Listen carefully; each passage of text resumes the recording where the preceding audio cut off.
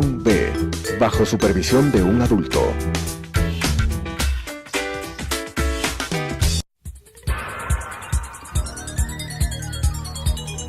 Las opiniones vertidas en este espacio por la producción y dirección del programa son de exclusiva responsabilidad de sus autores y de quienes intervienen en ellos.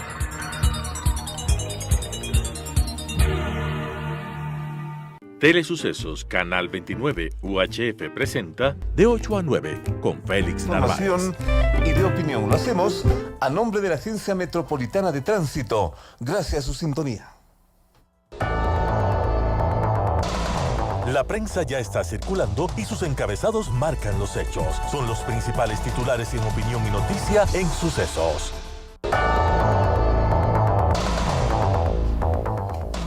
Una noticia que irá tomando forma y que desde luego irá tomando impulso en los siguientes días, en las siguientes horas, es lo que ya ocupa la primera página de la prensa colombiana. El denominado alias Guacho finalmente terminó, pagó con su vida todo lo que se le atribuye, una serie de delitos, una serie de episodios marcados con sangre, con inseguridad, especialmente en la frontera entre Ecuador y Colombia. El propio presidente de Colombia, según la primera página del diario El Tiempo de Bogotá, lo confirmó el día de ayer. En todo caso, es una información oficial. El denominado alias Guacho, un supuesto ecuatoriano que sembraba el terror en toda esa zona, finalmente pagó con su vida.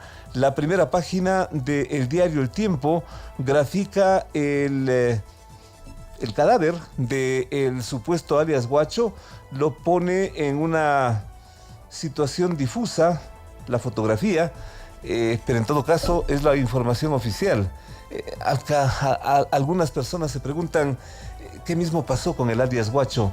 ¿Será ese el señor? En fin, quedémonos en ese punto. Alias Guacho terminó con su vida.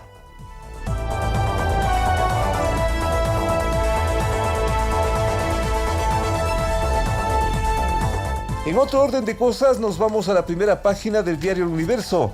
Hasta último minuto se tramitaban las candidaturas. Finalizó el plazo para la inscripción de los aspirantes. El 90% de las organizaciones políticas habilitadas en el Guayas se inscribieron, nos cuenta la primera página del diario El Universo.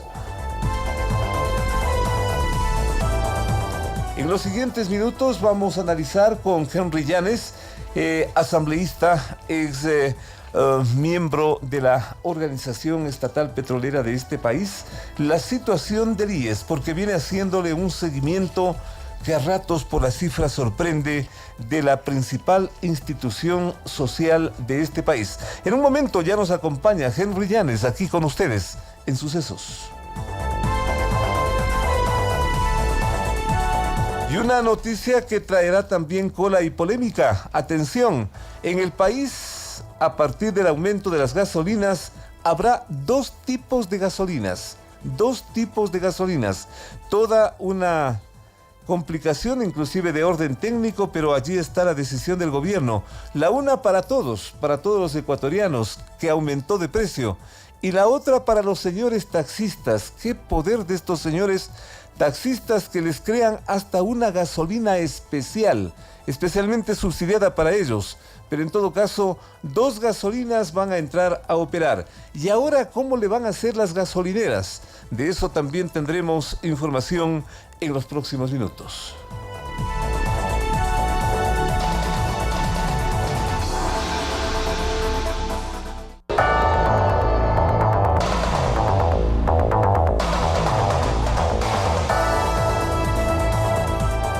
En otro orden, la primera página del diario El Universo, casi $1.000 millones se ha logrado hasta este momento por la llamada remisión, la ley de fomento productivo que logra esta suerte de, en la práctica, de las deudas tributarias de los sectores productivos, ha logrado una cantidad importante, 1.000 millones, y se dice que superan las expectativas.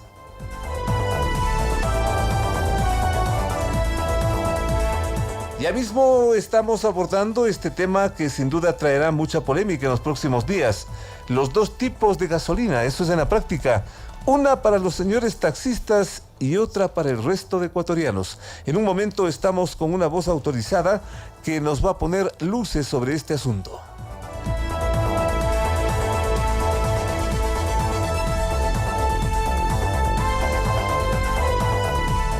Te queremos a salvo, danos una mano cumpliendo con las normas de tránsito.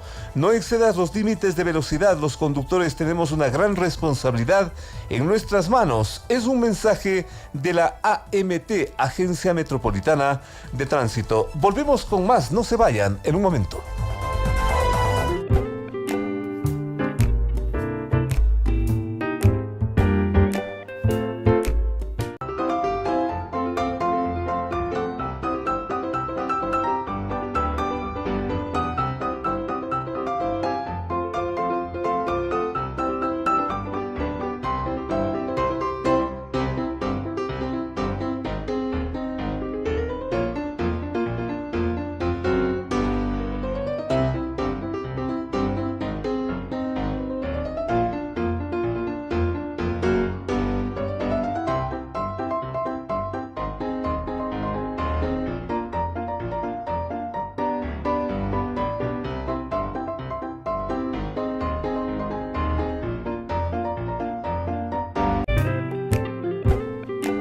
A partir de este minuto, y para lo cual volvemos a la primera página del diario El Universo. Los taxistas legalizados podrán tanquear hasta 9 galones diarios, 270 al mes, con el precio anterior de las gasolinas Ecopaís y Extra, una vez que rija el aumento decretado por el gobierno nacional. Ese es el acuerdo al que llegó el gobierno con la Federación Nacional de Operadores de Transporte de Taxis del Ecuador, con los taxistas, como medida compensatoria del alza anunciada por el propio gobierno.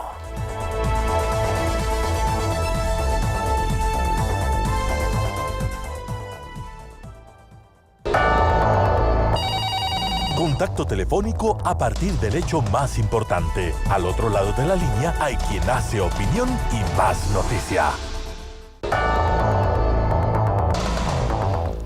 El detalle de la información es muy interesante para dar la más cordial bienvenida a lo que va a ser nuestro contacto inmediato con el señor Francisco Silva. Es el representante de la Asociación de Derivados de Petróleo de este país. Mucha atención a lo que nos va a decir el señor Silva. Complemento la información de lo que trae en Interiores Diario El Universo. Por cupo será la compensación estatal a los taxistas. Cuando rijan los nuevos precios podrán tanquear hasta 9 galones diarios al precio anterior. 9 galones diarios al precio anterior. Un cupo mensual de 270 galones a cada señor taxista, primero para que no paralicen al país y segundo para darles una suerte de compensación porque el resto de la población, el resto de ecuatorianos que se las arreglen con el aumento. Son la suerte de dos gasolinas que se estaría prácticamente creando a partir ¿de qué? De las próximas horas que rige este aumento. Queremos ver cómo van a ser los distribuidores del combustible, los comercializadores de este derivado del petróleo, una vez que se anuncia esta suerte de dos gasolinas. Una para los señores taxistas y otra para el resto de ecuatorianos. La situación es clarísima. Pregunta que le estamos planteando al señor Francisco Silva de la Asociación de Derivados de Petróleo de este país y el país le escucha. Señor Silva, muchísimas gracias por su atención. Explíquenos cómo le van a hacer ustedes para vender estos dos tipos de gasolina en las próximas horas. Señor Silva, buenos días, el país le escucha. Muy buenos días, Félix. Buenos días a Henry Llanes y a toda la radio audiencia. Bueno, entendemos que el decreto ejecutivo está firmado, pero según información que hemos visto en la prensa, que entrará en vigencia a partir de que se publique en el registro oficial. Entonces, creemos que debe ser conveniente de que cuando llegue el señor presidente de la República, ahí se vaya a llevar al registro oficial, porque no sabemos cómo se va a aplicar esta compensación de 270 galones mensuales a cada uno de los taxistas, y esto va a representar también, en los cálculos que hemos realizado, de 72 millones al año para el sector del taxismo. Entonces, nosotros no sabemos cómo se va a aplicar, no hay el sistema tecnológico, no lo tenemos en las estaciones de servicio para poder controlar los cupos que se les ha destinado de acuerdo a lo que dice la prensa. Nosotros necesitamos tener unas mesas de diálogos, y en especial con el señor presidente, para decir que esto no es aplicable. Es imposible en las estaciones de servicio diferenciar los precios de los combustibles, y además tendríamos que nosotros implementar un tanque adicional, porque son productos distintos con precios distintos. Le están denominando, de acuerdo en el decreto que está circulando, que todavía no se publica, que le están denominando la gasolina extra comercial, se denomina, o gasolina eco con etanol comercial para el sector del taxismo. Entonces, nosotros necesariamente deberíamos tener un tanque adicional que no se le puede implementar de la noche a la mañana. Se necesita una infinidad de permisos ambientales, permisos con el ente de control, con los municipios, y además es una inversión que quién la va a realizar. Implementar un sistema también para controlar, saber que los señores taxistas en una estación de servicio, qué sé yo, al norte de la ciudad, si ponemos el ejemplo en Quito, si está por ese sector, necesita abastecerse, cargará, pero si está ya en la tarde en el sur de la ciudad, también necesita abastecerse. ¿Quién va a controlar ese cupo que tiene diario, que es aproximadamente de 9 galones? Qué complicación. Es muy complicado. Las herramientas tecnológicas no están a disposición en el mercado. No es como ir a comprar de pronto en la ferretería unos tornillos. Exacto. O unos pernos que uno puede pedir la cantidad que necesite.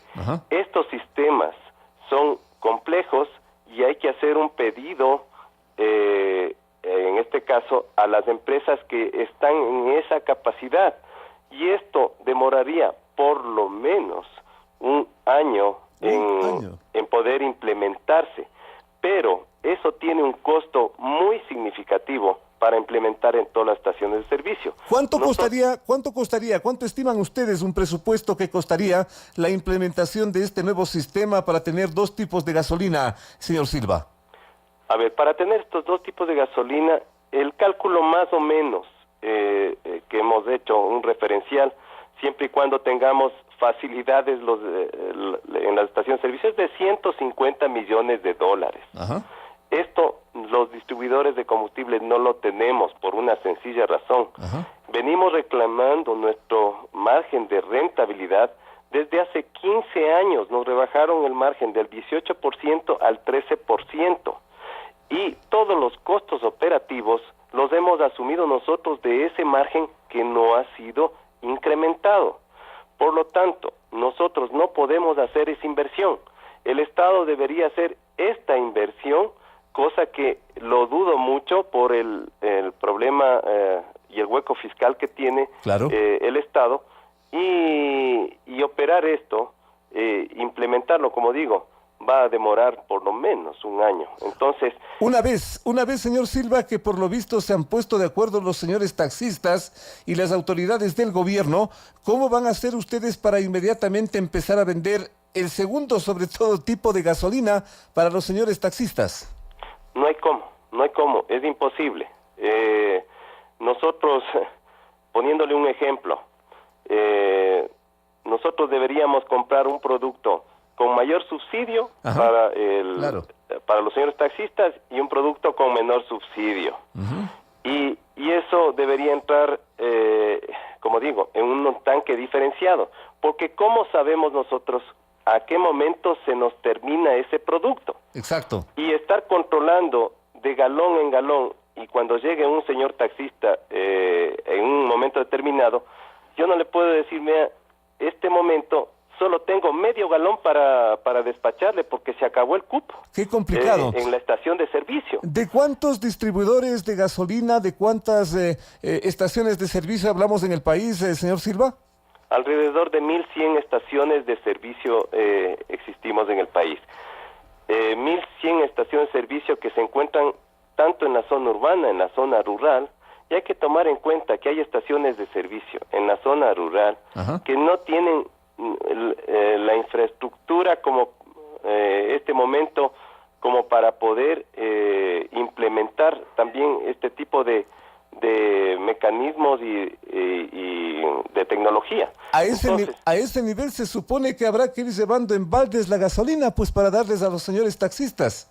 No, bueno, no se puede porque también nosotros tenemos una ley que existe, una ley que se denomina también como cuantías domésticas. No podemos nosotros despachar el combustible en canecas, sino máximo una caneca de 5 galones. Entonces, qué complicado. Es prohibido, es penado y sancionado con multas elevadísimas que van de 15 salarios a 20 salarios básicos por uno entregar en canecas. Entonces, señor Silva, se puede. Este cupo es inmanejable para nosotros. No podemos estar nosotros haciendo este trabajo sin una herramienta tecnológica, y además, a mayor trabajo que a nosotros nos quieren imponer en cierta forma, nosotros deberíamos ser compensados, o sea, en cualquier parte del mundo, cuando hay una disposición que le quieren obligar, tiene que ser compensado y bien remunerado. A nosotros, de acuerdo a lo que está circulando este decreto ejecutivo, no nos aumentan un centavo, siendo que el combustible sube en 37 centavos y quieren darnos más obligaciones y después con mayor cantidad de sanciones, porque nosotros los distribuidores, que somos quienes estamos cuidando este producto subsidiado, al momento de haber un error en una estación de servicio, ¿qué es lo que va a suceder? Vamos a ser sancionados. Exacto. Entonces, esto no se ha conversado con el sector de la distribución, por eso es que pedimos que el decreto ejecutivo, antes de tener una reunión con nosotros, no puede entrar al registro oficial. Ustedes tienen que escucharnos la parte que manejamos y conocemos completamente cómo funciona el negocio. No es tan fácil. Así es. Aparentemente, en palabras sería muy sencillo, como lo están planteando los señores taxistas, que nosotros controlemos eso, pero es prácticamente imposible ya en la práctica. Una cosita final, ¿ustedes no fueron consultados para esta disposición? Porque si es que son 3 sectores, las autoridades, los taxistas y ustedes, se supone que estos 3 sectores deben estar de acuerdo, pues, señor Silva.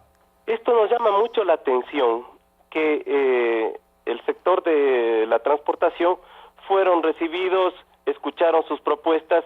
Nosotros el día jueves estuvimos desde las 9 de la mañana hasta las 10 de la noche esperando que nos convoquen a una reunión para ver cómo se va a tratar este tema, esta demanda que está solicitando el sector del taxismo.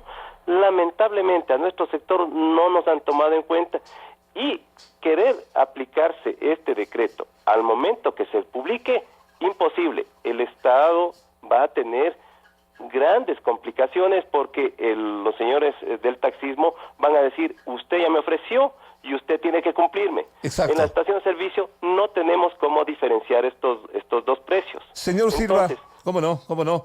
Entonces es muy complicado, no quieren dialogar con nosotros.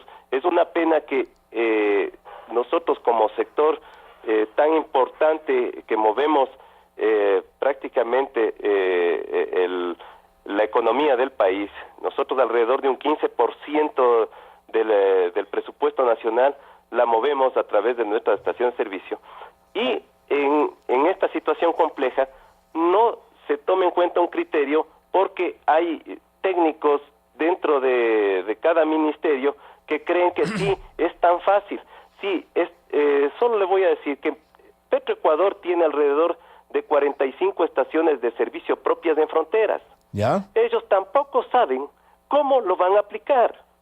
Entonces, si el Estado mismo está en esta situación, ¿cómo se va a aplicar en el resto de las estaciones de servicio? A nivel nacional, esto es importante, en el sector rural, en las pequeñas ciudades, en las grandes ciudades. ¿Cómo no? Es muy complejo, por eso pedimos que debe existir un diálogo y entre las partes ponernos de acuerdo. ¿Es posible, es factible y desde cuándo puede ser factible o no es factible por estas y otras circunstancias? Señor Silva, muchísimas gracias. Su presencia aquí en Sucesos, muy importante, ya les anticipábamos nosotros todo lo que derivaría de esta decisión gubernamental de crear en la práctica 2 tipos de gasolinas, y por allí creo que viene el problema. ¿Por qué? Porque se está diferenciando, y cuando se empiezan a crear las diferenciaciones, ¿quién niega que, por ejemplo, mañana también los camioneros, pues, ¿por qué no? Los camioneros salen y dicen, también necesito una gasolina especial para mí, y mucho más importante que los taxistas, porque los camioneros transportan muchas cosas, transportan la producción de este país, y los señores taxistas es para estarse dando las vueltas nomás. Ese es un gran problema. Y después vienen los volqueteros, y después viene un montón de gente. ¿Cuántos tanques ha planificado el gobierno que va a crear para la gasolina diferenciada? Yo creo que es, ojalá a tiempo, una advertencia que se le está haciendo al señor gobierno que ha tomado esta decisión. Una primera gran equivocación del actual gobierno, porque si bien ya se venía comentando el reajuste de los subsidios a la gasolina, porque eso también se nos dice, no es que subió la gasolina, sino que bajó el subsidio. Un juego de palabras. Subió la gasolina, eso es en la práctica. Una vez que se ha tomado esa decisión, vienen con estas características y con estas diferenciaciones. Qué poderoso es el señor gremio de los taxistas. Se reúnen, hay que darles una gasolina diferenciada. Yo también quiero una gasolina diferenciada para los periodistas, por ejemplo. A ver que nos informen en cuál tanque, en cuál gasolinera vamos a tanquear, porque también nos movemos los periodistas. Y también vendrán los bicicleteros. En fin, qué cosa tan complicada. Volvemos con más. Ya retornamos con Henry Llanes, porque es importante también hablar de la situación de crisis del Instituto Ecuatoriano de Seguridad Social. Recuerde usted, en las vías tomamos decisiones que pueden marcar nuestras vidas y la de los demás. Juntos podemos lograr una buena convivencia entre peatones, ciclistas y conductores. Te queremos a salvo, es un mensaje de la Agencia Metropolitana de Tránsito. Ya volvemos con Henry Llanes.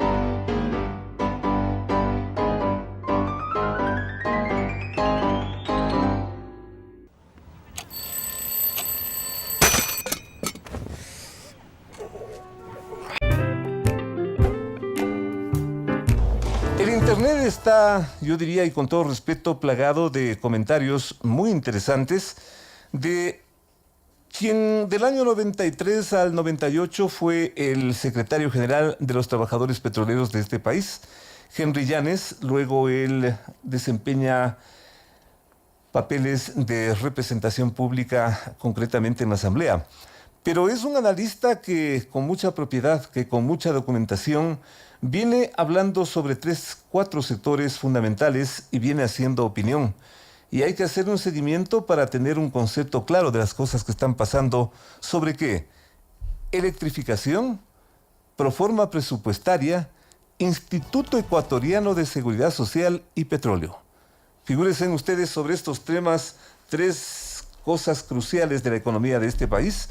Lo hemos invitado hoy porque viene planteando Henry Llanes aspectos a ratos alarmantes de la situación del Instituto Ecuatoriano de Seguridad Social, pero él estaba escuchando nuestro primer contacto con el señor Silva, y dado que viene haciendo también un seguimiento al área petrolera, queremos primero escucharle su voz de técnico en el aspecto de las gasolinas. Finalmente, como que vamos a tener 2 tipos de gasolinas para los señores taxistas y para el resto del Ecuador. Henry, buenos días. Buenos días, estimado Félix, un cordial saludo para usted y para el personal de la radio y también para la audiencia. Francisco Silva, sin duda nos estará escuchando y también un cordial saludo para él. Yo diría, Félix, y cuando el señor, o la señora, digamos, María Paula Romo, cuando el secretario de la presidencia, el doctor, ayúdame a recordar el nombre de Roldán y el super asesor Cuesta, cuando ellos acudan a los medios, yo sí quisiera que se les pregunte algo fundamental. ¿Por qué no construyeron una refinería de petróleo hace 10, 12 años?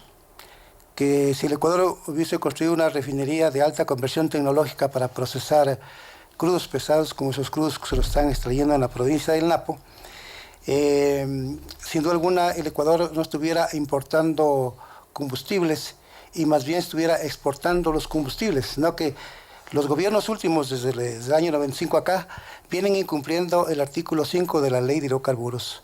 ¿Qué les manda a esa ley? A que la mayor parte del petróleo que se extraiga de la región amazónica tiene que ser refinado, tiene que ser procesado y obtener combustibles. Y vienen incumpliendo, de manera que todos esos gobiernos y los ministros deberían ser llamados a juicio político, incluido el actual. Mire por qué. ¿Sabe cómo se está vendiendo el galón de gasolina en la región de América Latina? Y que si nosotros estuviéramos procesando el crudo y exportando los derivados, ¿cuánto beneficio obtendría el Ecuador? Mire, por ejemplo, en Bolivia lo están vendiendo el galón de gasolina y el diésel también. Casi son parecidos, casi son iguales los precios. $2.05. En Uruguay, $6.05 el galón. En Chile, $4.80 el galón. En Paraguay, $4.14 el galón. En Perú, $4.11. En Argentina, $3.96. En Colombia, $2.85. En Brasil, $2.05. Estos son los precios y en el Ecuador lo vamos a vender a $1.05. Entonces, si nosotros estuviéramos exportando derivados, estos serían los dólares que ingresarían al Ecuador y no ingresan en esa magnitud, porque, por ejemplo, diga usted, en Uruguay $6 por galón, multiplíquele por $42 que tiene el barril. Es una cantidad enorme de dinero. Totalmente. 6 por 4, 24. Son $240 el barril. Y nosotros vendemos un barril de petróleo hoy en día en 47, $46. Increíble. Entonces, imagínense la irresponsabilidad, el daño material y económico que le causan los gobiernos al Ecuador, al país, a la sociedad ecuatoriana, por su negligencia. Vayamos con este tema de las gasolinas. Esta es la gasolina. Solo sencillo. Es un absurdo. Absurdo de los absurdos. Y que el gobierno no se deje sorprender y presionar por el señor Calderón y todos los taxistas, que ese gremio del transporte en el Ecuador... Porque la amenaza es que si no nos dan esto, nos paramos de lunes. No, es que estuvieron ellos con Correa. Ellos fueron correístas. ¿Cómo no? Ellos son parte también... Tienen que asumir la campaña electoral. Sí, tienen que asumir su responsabilidad de lo que hizo el gobierno de Correa en el Ecuador. Por favor. Y entonces ellos se quieren devolverle sus $50 a través del sistema financiero y punto, señores. Y punto. Nada más, punto. Porque ellos no quieren, claro, ¿cómo? Mire usted, Félix, va a ir un señor taxista a una gasolinera, le saca la gasolina y le pone otro vehículo nomás. Y entramos en un mercado negro. Imagínense. Claro. Es una locura. Claro. Entonces, lo que dice Francisco Silva es correcto. Para poder hacer lo que ellos quieren, tienen que, ¿cuánto dijo? 250 millones. ¿Qué dijo? 150. Que para poder 150 millones. 150 millones para poder equipar. Ajá. A poder equipar y darles entrenamiento, ¿no? Y como dice él, ¿quién va a pagar los 150 millones ¿En de realidad dólares? se necesitaría este equipamiento? Claro. ¿O les estamos esperando a los señores taxistas con galones y con canecas en las distribuidoras para que seguramente con manguera se les ponga combustible? Se les ponga el combustible? No, eso es absurdo, que el gobierno no se deje presionar, el señor presidente Moreno, los señores ministros, y que el señor Cuesta no vaya a salir con alguna idea, como dijo que hay que construir un ferrocarril por ahí, por la avenida, por la Ruta del Sol. No.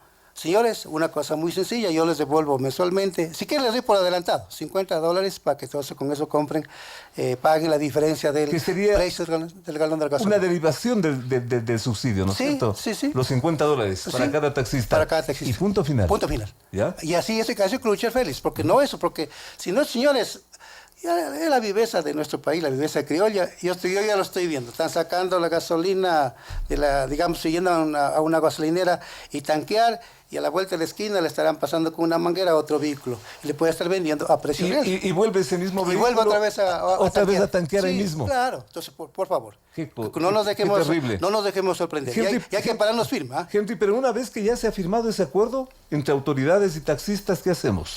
Hay que obligarles, si no vamos a tener que opinar fuerte, tenemos que convocar a ruedas de prensa, tenemos que visitar a los gremios de los profesionales, a las asociaciones estudiantiles, al gremio de los trabajadores, a la comunidad indígena, para decir para decir al gobierno acepte esta sugerencia que es racional, o si no también nosotros vamos a movilizar.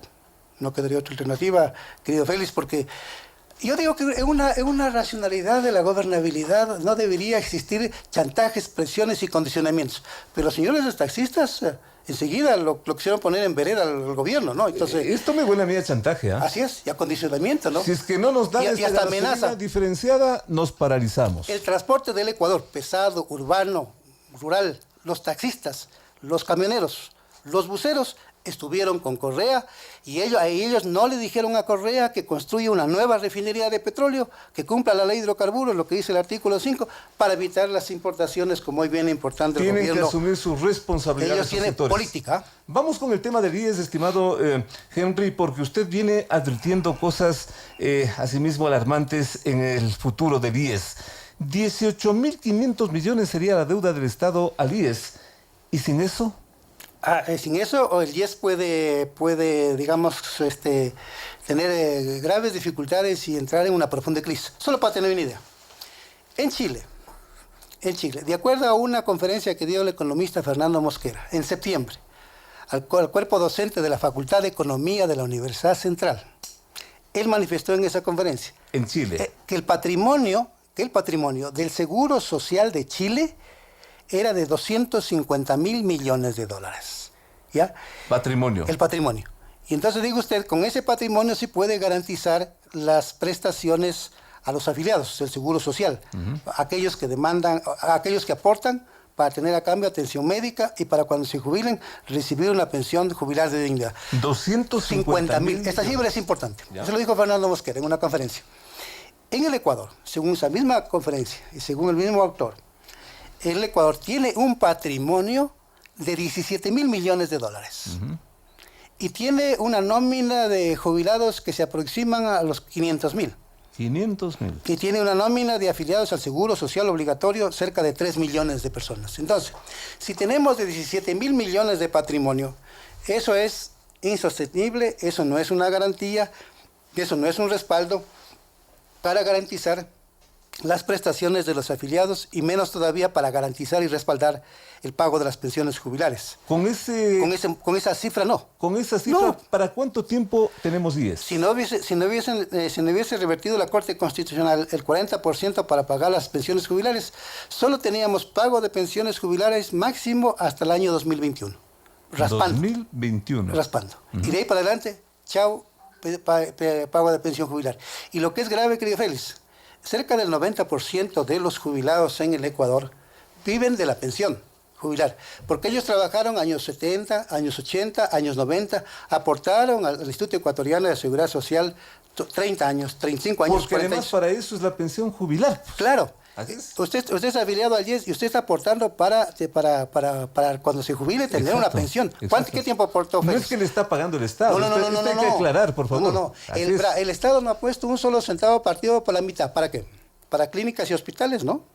Para terrenos y edificios, ¿no? Para equipamiento médico, no. Para pagar salarios, no. ¿De dónde sale toda esta plata? Vuelvo a repetir. Para clínicas y hospitales, terrenos, edificios, equipamiento y pago de salarios. ¿De dónde sale? Del bolsillo suyo, como afiliado. De los afiliados. Y de mi bolsillo como afiliado, y de 3 millones. Así que quede clarita las cosas, para el personal médico, para el personal administrativo, para el personal de servicio que trabaja en los hospitales del IES, nosotros les pagamos Estimado dividimos jefe, ese presupuesto para pero que en ese punto ellos se muevan así. sí vale un recuerdo que generó mucha polémica y que de alguna forma convenció sobre todas las cosas que han venido desde entonces. El expresidente Correa decía que el IES tiene demasiada plata. Bueno, Correa siempre hablaba por los codos, ¿no? Y como siempre habló por los codos, pues tenemos una economía destruida, ¿no? Muy afectada. Una institucionalidad del Estado muy afectada. Solo para que tenga una idea, en la proforma presupuestaria, Correa nos dejó una superburocracia, y una superburocracia dorada. De acuerdo al gobierno actual, para la proforma presupuestaria del año 2019... Proforma presupuestaria del año 2019. Se tiene que destinar aproximadamente 9 mil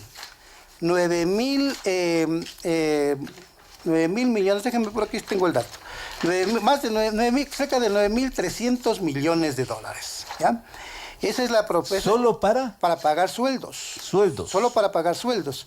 Y sucede que esa cantidad supera al presupuesto general del Estado del año 2006.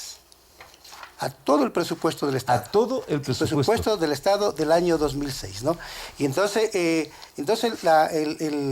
destinar esta enorme cantidad de recursos para sostener la burocracia es enorme, y que el señor presidente Moreno prácticamente no ha hecho nada para corregir. ¿Qué hacemos con estos 18.500 millones que están pendientes, según muchas versiones, incluida la suya? 18.500 millones que en algún momento van a reventar, pues. Y que son más. A ver. Porque esta cifra era hasta noviembre del año 2017. Esto fue parte de una conferencia que se dio en la Unión Nacional de Periodistas en Quito. Entonces ahí les puso un experto, un actuario, el señor economista Vega. Él fue el que expuso ahí. Pero hay otras cosas que quiero decirle. Sucede que el Estado no debería intervenir en la administración de los recursos de los asegurados.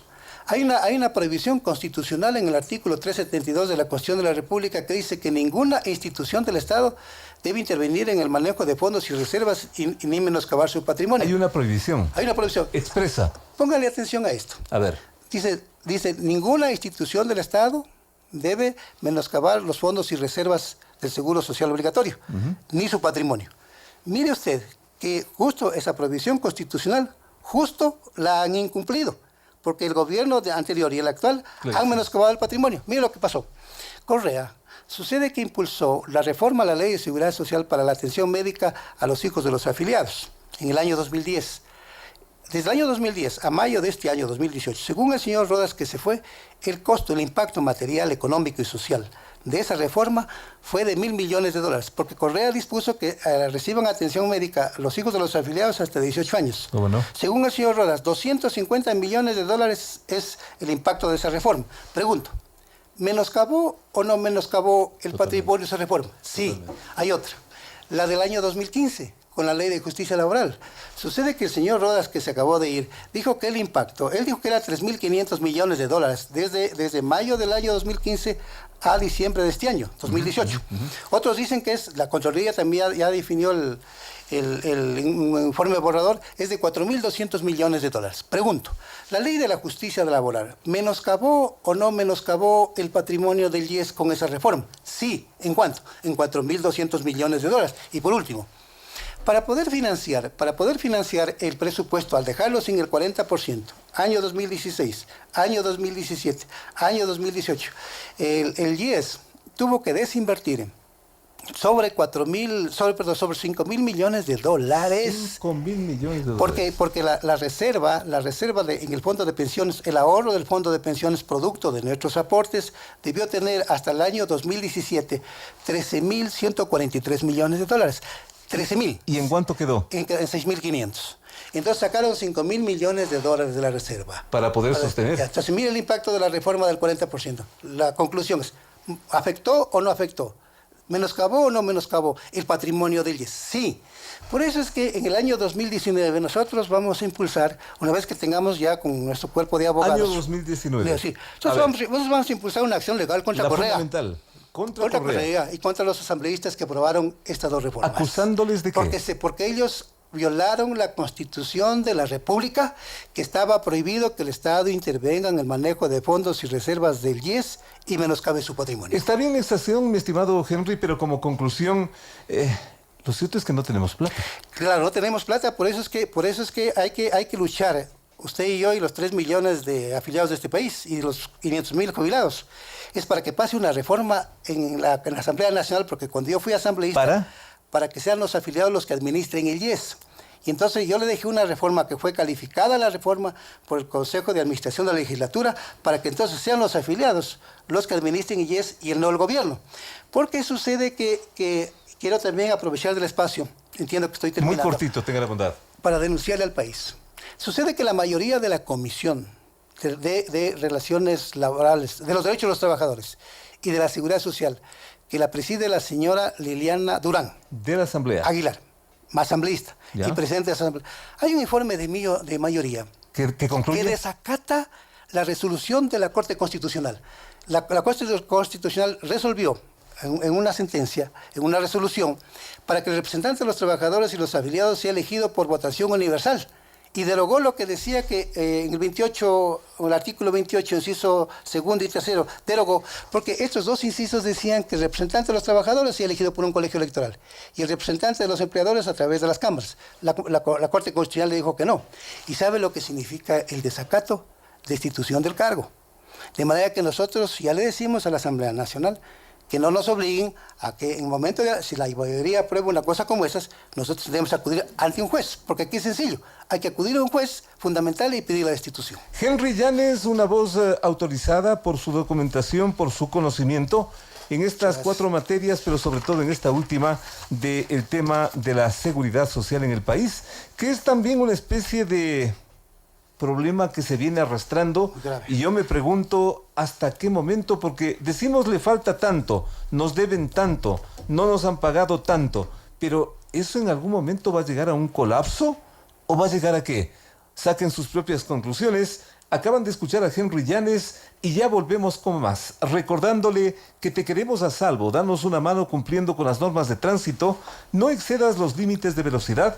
Los conductores tenemos una gran responsabilidad en nuestras manos. Es un mensaje de la Agencia Metropolitana de Tránsito. Ya volvemos para hablarles de la Navidad.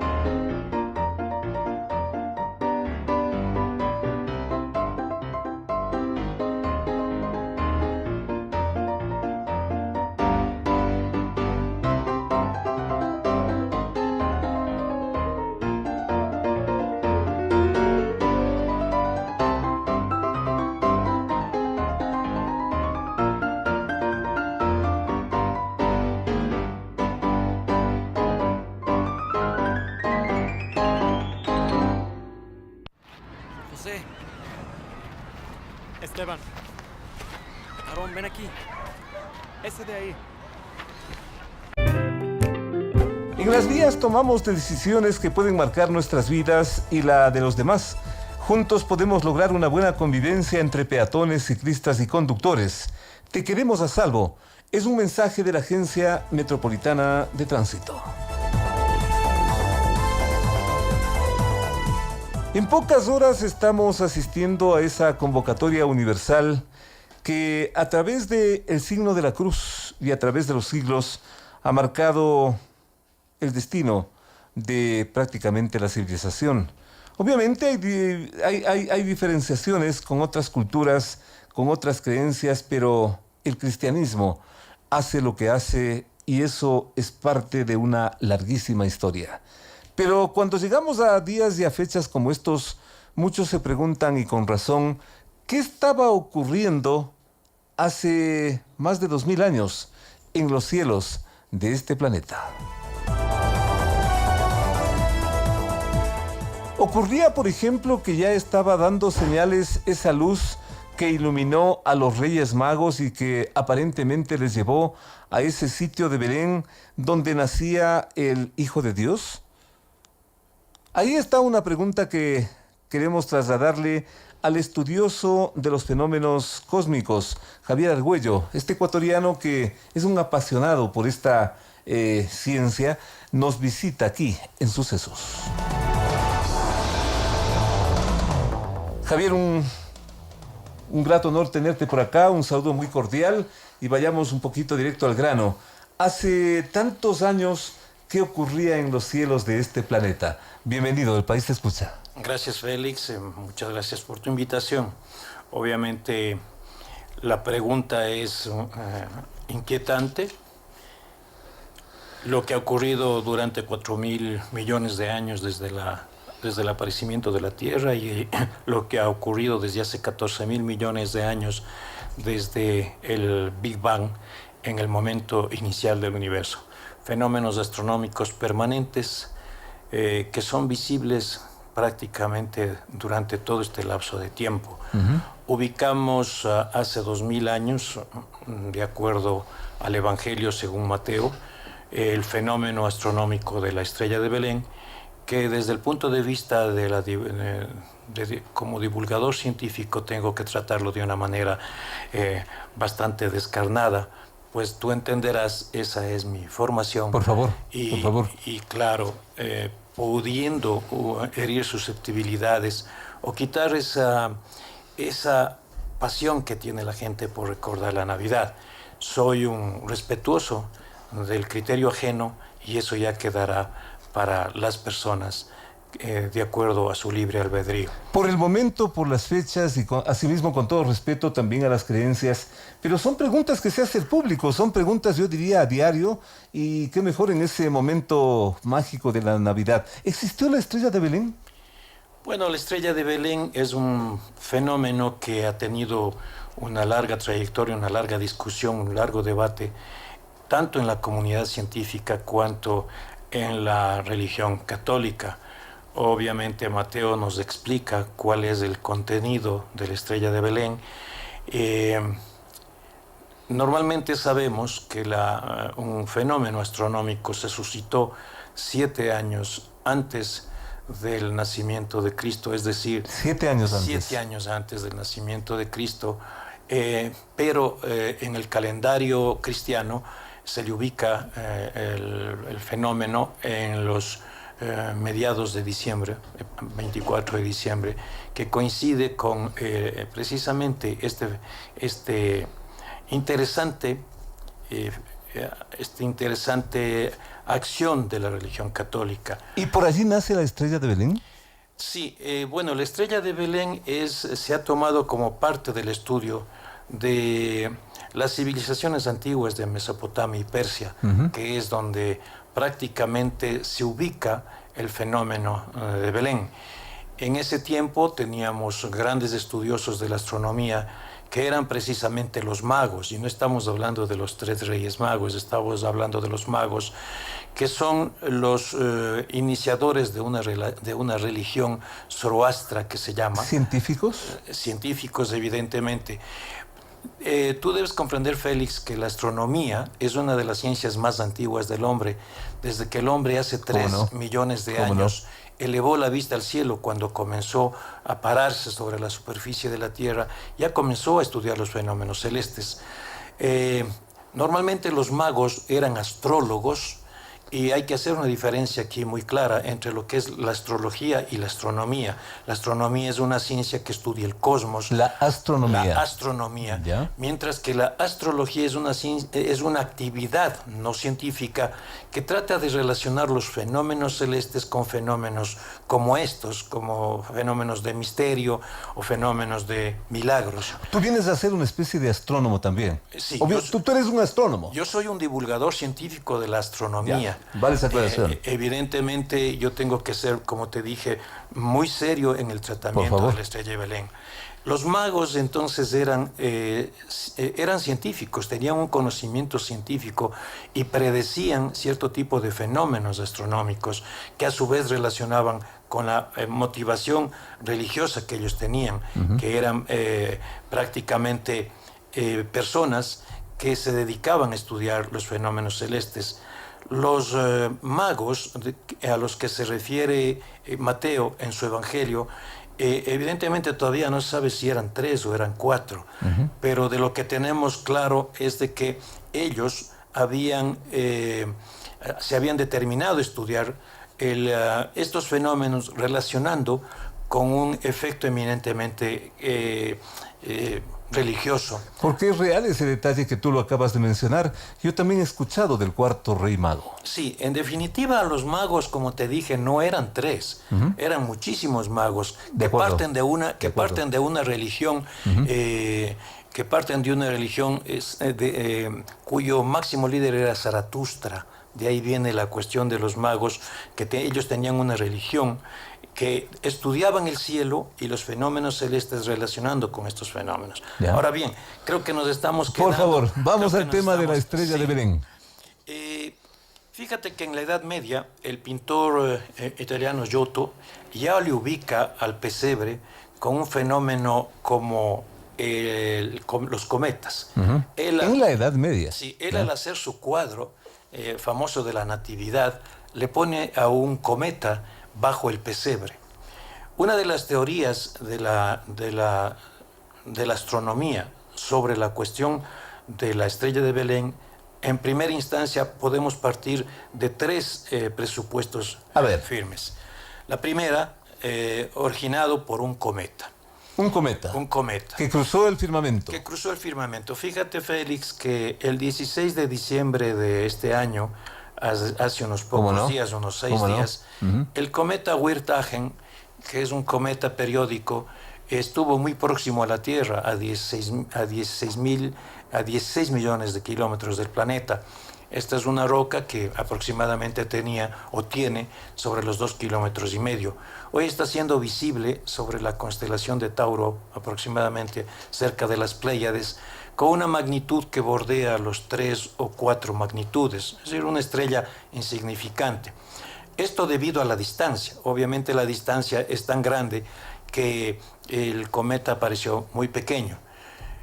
Pudo haberse tratado de un cometa. Las crónicas obviamente hablan de que un cometa brillante pudo haber estado sobre el cielo de la mañana o sobre el cielo de la tarde, sobre el horizonte, y que esto guió a los 3 famosos magos del Evangelio. De paso, una historia fascinante, ¿no? Sí, claro que es una historia fascinante, pero el problema del cometa, en todo caso, no es todavía creíble, porque un cometa, mira, cualquier fenómeno celeste, si tú viajas al África, por ejemplo, al desierto del Sahara, y tú observas una noche estrellada en el desierto, donde no hay luces parásitas de la ciudad, cualquier fenómeno astronómico es un fenómeno brillante. Yo tuve la oportunidad, y simplemente como orientación al público, hace ya algún buen tiempo, de estar en esa zona de Belén, y es muy parecido, a mí me llamaba mucho la atención, es muy parecido a la zona, comparación de la mitad del mundo. acá en Quito. Es muy parecido, un cielo así despejado, no hay prácticamente edificios, no hay nada. La capilla, la Basílica de la Natividad es lo que más resalta en esa zona. Y me imaginaba yo ahí cruzando la Estrella de Belén. Bueno, entonces mira, para continuar, si tú te vas a lugares alejados de la ciudad, di tú los páramos de la Antisana, y tú observas en la noche estrellada, le observas a la Vía Láctea con una brillantez que tú no tienes la oportunidad de observar al cielo. En esas circunstancias, ¿a qué me quiero referir? Cualquier objeto brillante que destaque en el cielo es una novedad para cualquiera persona. Y dependiendo del sitio donde se está observando. Dependiendo del sitio. Obviamente lo que habla Mateo es de que los magos salieron desde Persia o Mesopotamia y se dirigieron hacia el sur, hacia la localidad de Belén.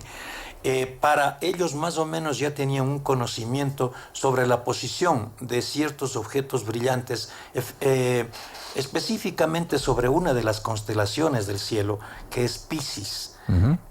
Si tú haces la relación de la religión católica del pescador, es decir, el pescador de almas, en este caso Jesucristo, el Mesías que viene, tú sabes que el símbolo de Jesucristo es precisamente Piscis. Entonces, ahí ellos destacaron un cuerpo brillante que podía haberse determinado como el cuerpo que anunciaba la llegada del Mesías o de un nuevo gobernante. Qué interesante. De ahí que llega, cuando los magos llegan a Belén, ellos se remiten a ponerse en contacto con Herodes y transmitirle esta definición y por qué la presencia de ellos ahí, para precisamente dar a entender de que ha nacido un Mesías, un nuevo rey. Y esa es la reacción por la cual Herodes toma esta actitud de matar a los inocentes. Según, obviamente, Félix, según siempre el Evangelio. En todo caso, cualquier cosa que haya cruzado el firmamento en esas circunstancias no se habrá estrellado pues en ese lugar porque hubiese desaparecido. Efectivamente, mira, la segunda teoría habla de la conjunción planetaria, que es un poco más creíble. Para ilustrar un poco... Conjunción planetaria. Para ilustrar al oyente, una conjunción planetaria en términos de la astronomía es una aproximación de los planetas entre sí. Se entiende de que en esos días el planeta Júpiter, que es el planeta rey, vamos a hablar del planeta rey y del planeta anciano, que es Saturno. Los dos planetas más el planeta Marte, que es el dios de la guerra, de acuerdo a la mitología griega y romana, hacen una conjunción, una triple conjunción sobre el cielo. Esto es muy fácil observar en el cielo nocturno 2 o 3 veces al año las conjunciones planetarias. ¿Qué es una conjunción? Una conjunción planetaria es cuando los planetas se alinean en el cielo. Se alinean los planetas. Cerca, porque el planeta es un cuerpo errante, lo que se llama una estrella errante, que está moviéndose en el cielo a diferencia de las estrellas fijas. Entonces los planetas tienen un movimiento que se llama un movimiento retrógrado. Unas veces están subiendo por el horizonte, pero pasado unos cuantos días regresan y se ponen muy próximos entre sí. Una conjunción planetaria, entonces, en el momento en que Júpiter se acerca a Saturno o se acerca a Marte, los tres planetas forman prácticamente un solo cuerpo o casi un solo cuerpo y comienzan a brillar.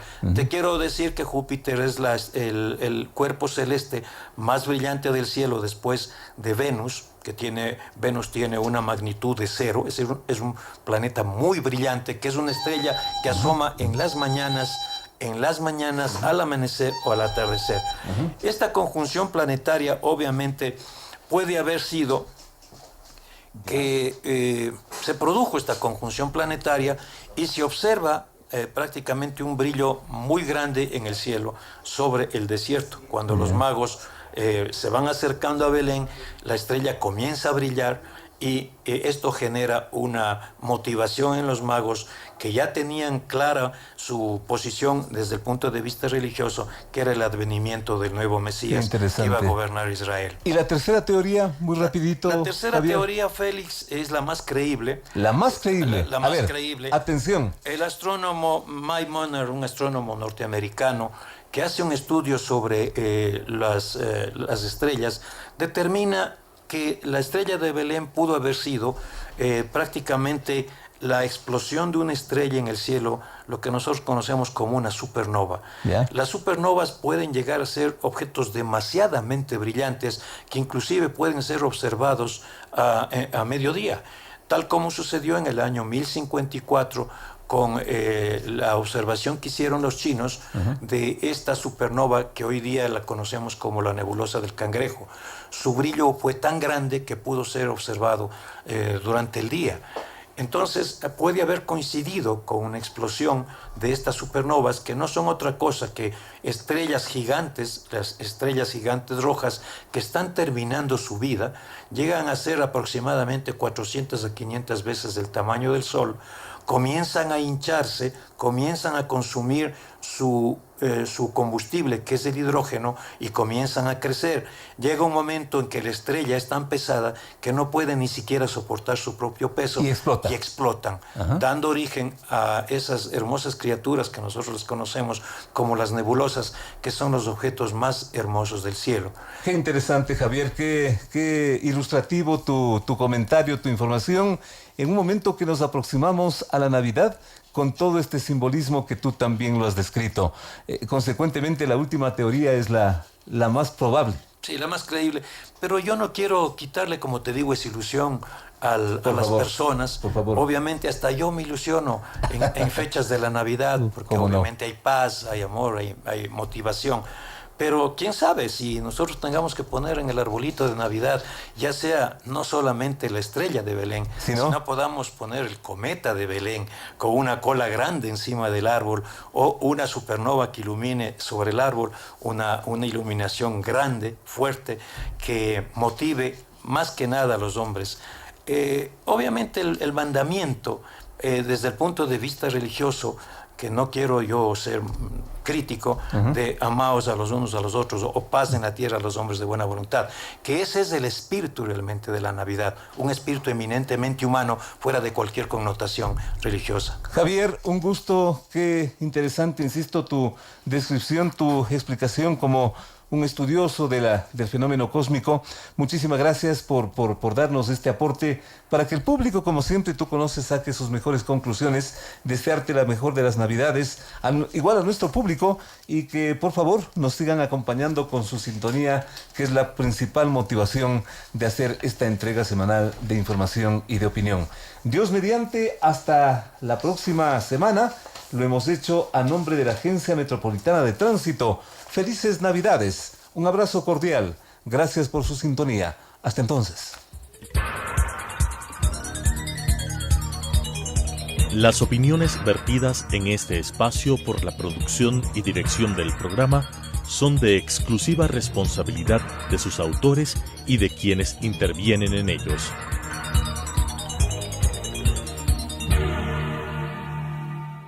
Telesucesos Canal 29 UHF presentó De 8 a 9 con Félix Narváez.